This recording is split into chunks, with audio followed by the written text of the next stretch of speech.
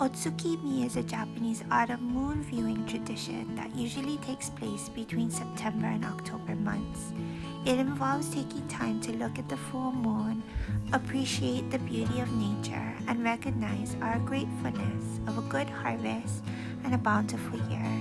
It also showcases other types of moon-inspired treats like mochi, as well as stories like that of the kind-hearted rabbit who is said to dance and pound mochi upon the moon. But Otsukimi reminds me of one story in particular called Uncle Ra and the Moon by John J. Muth.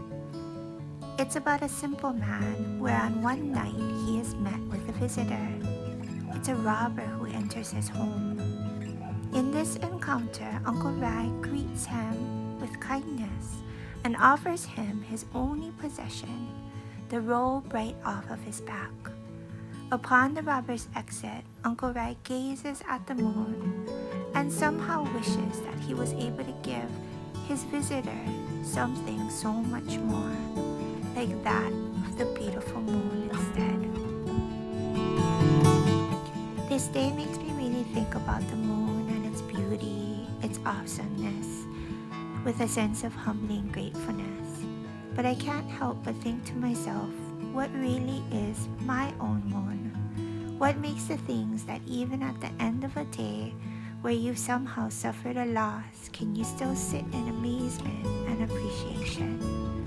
In moments that are challenging, I try to remember my own moon, that even if it may seem to wane or wax, it is ever present and always whole, even when I may not be able to see it in that particular moment.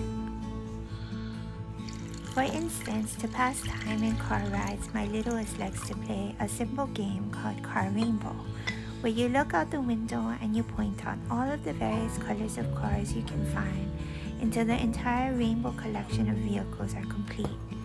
Some colors are easier to spot than others. In one particular car rainbow session, orange seemed to be that one color that just could not be found. So, we all began to keep a lookout. And in no time, lo and behold, we ended up seeing so many more than we had initially thought. It just took a bit more patience and focus. And even now, on days traveling that we aren't particularly playing Car Rainbow, we can't pass an orange car without thinking back to that moment, but now with a sense of gratitude. I don't believe that we somehow suddenly happened upon more orange cars, or even that the numbers somehow increased. It was a change that came instead when our focus and perspective shifted towards that of more patience, with less rush and better understanding that it will present itself in its own time. Yesterday is history, tomorrow is a mystery, but today is a gift. That is why it is called the present. Long story short, orange cars are sometimes hard to find, but I'm lucky to have the sight to see them when they do pass my way. I'm lucky to have a family that has fun finding rainbows even in our Hawaii traffic. I'm lucky when we don't find the orange car, because I know that there will eventually be another one in its own time. And my littles are learning this as well.